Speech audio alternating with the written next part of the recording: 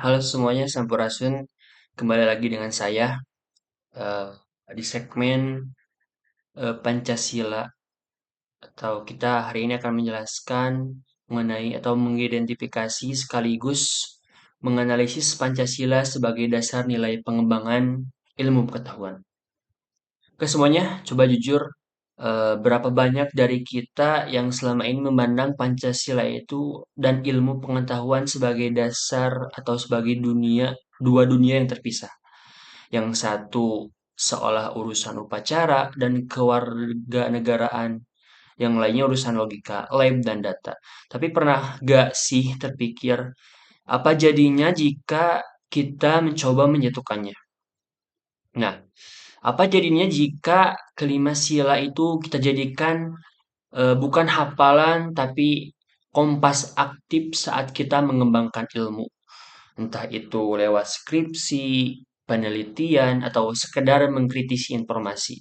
Nah, itulah yang ingin gue coba eksplorasi dalam 15 menit ke depan.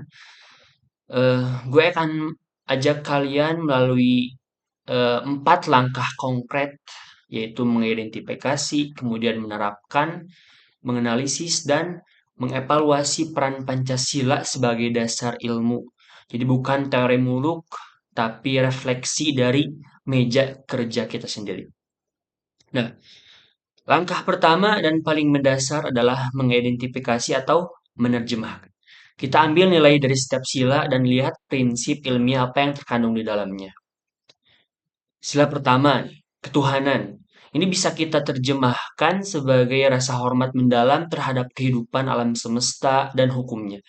Dalam ilmu pengetahuan, ini menjadi fondasi etika penelitian bahwa kita punya tanggung jawab moral atas apa yang kita teliti dan ciptakan. Kemudian di sila kedua, kemanusiaan.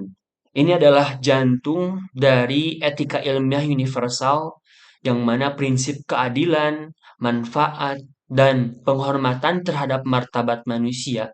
Setiap subjek penelitian, setiap penggunaan teknologi harus diperlakukan secara adil dan beradab. Kemudian sila ketiga yakni persatuan. Ilmu pengetahuan harus membangun, bukan memecah belah. Ini mendorong kolaborasi lintas disiplin dan budaya, serta ilmu yang memperkuat kohesi sosial. Yang mana sila keempat, kerakyatan, ini tentang kebebasan akademik. Yang bertanggung jawab, suara ilmuwan didengar, tetapi keputusan ilmiah yang berdampak luas harus melalui musyawarah. Mempertimbangkan hikmat kebijaksanaan untuk kemaslahatan banyak orang. Kemudian sila kelima yaitu keadilan sosial. Ini adalah tujuan akhir yang kuat yang mana ilmu pengetahuan harus berpihak pada pemerataan, mengatasi ketimpangan, dan hasilnya bisa diakses oleh mereka yang paling membutuhkan.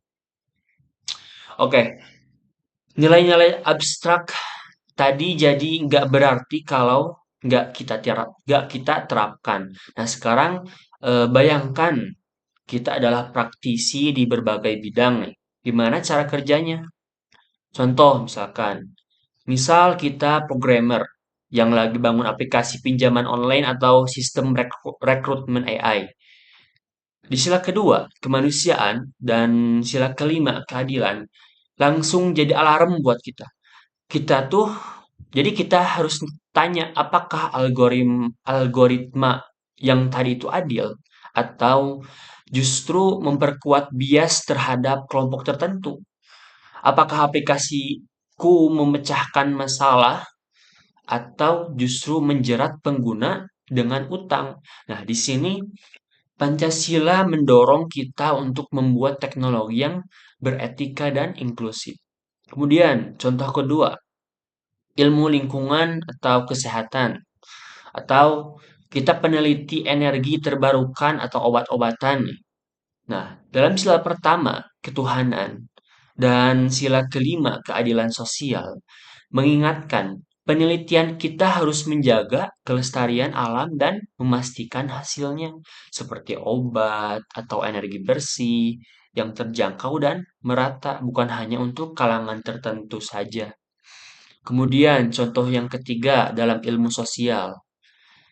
Untuk teman-teman ilmu sosial, sila keempat musyawarah itu metodologi atau riset partisipatoris yang melibatkan komunitas secara setara. Nah, itu adalah penerapan langsung nilai ini yang mana bukan mengambil data lalu pergi, tapi berdialog yaitu dengan bermusyawarah. Nah, dari penerapan itu kita masuk ke langkah ketiga, yaitu menganalisis. Di sini kita lihat apa yang diberikan Pancasila kepada kerangka ilmiah kita.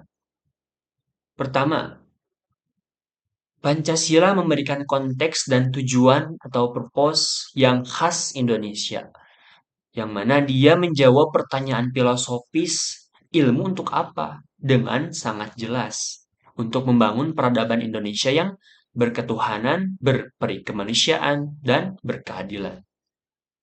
Kemudian kedua, Pancasila itu melengkapi, bukan menggantikan. Etika ilmiah universal, prinsip kemanusiaan, kita sejalan dengan principle of justice di dunia barat.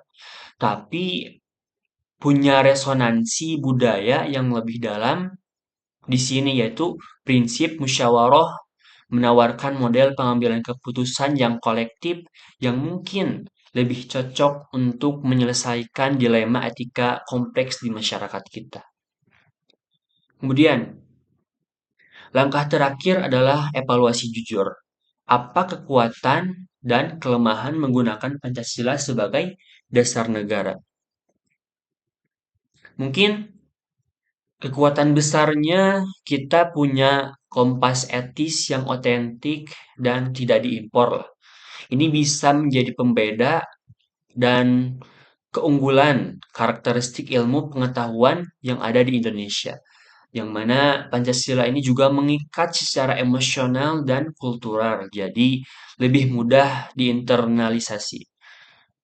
Tapi ini tantangannya nyata, resiko disederhanakan atau disalahartikan untuk membatasi kebebasan akademik itu ada, atau malah jadi lip service, sekedar dicantumkan di latar belakang proposal tanpa betul-betul dijalankan.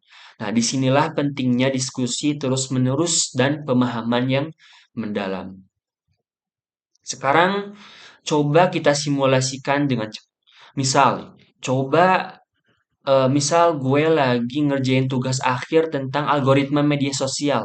Nah, bagaimana proses 4 langkah ini berjalan? Yaitu yang pertama, mengidentifikasi. Mengidentifikasi nilai yang relevan. Seperti sila kedua, jangan sampai algoritma membuli atau bikin polarisasi. Dan sila keempat, harus ada ruang untuk dialog beradab. Kemudian, gue akan desain algoritma yang tidak hanya mengejar engagement, tapi juga mendeteksi dan mengurangi konten kebencian, serta mempromosikan informasi yang beragam. Kemudian, menganalisis dengan ini, gue membangun kerangka bahwa teknologi harus menjadi alat pemersatu, bukan pemecah belah. Yang mana dengan mengevaluasi kekuatan, yaitu dengan fokus pada harmoni sosial, tantangan bisa dianggap membatasi kebebasan berekspresi. Nah, ini perlu dikelola. Jadi, kesimpulan atau keseluruhan proses ini menunjukkan bahwa Pancasila bisa dan harus hidup dalam laboratorium, dalam kode program, dalam metodologi penelitian kita.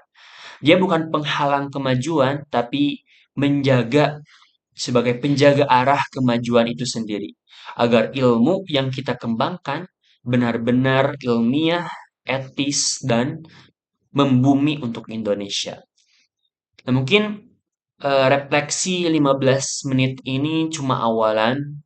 Nah, sekarang giliran kamu coba ambil bidang atau bahkan satu tugas yang sedang kalian kerjakan, kemudian lakukan 4 langkah tadi, identifikasi nilai Pancasila mana yang relevan, kemudian terapkan dalam rencanamu, analisis kontribusinya, dan evaluasi secara jujur gitu.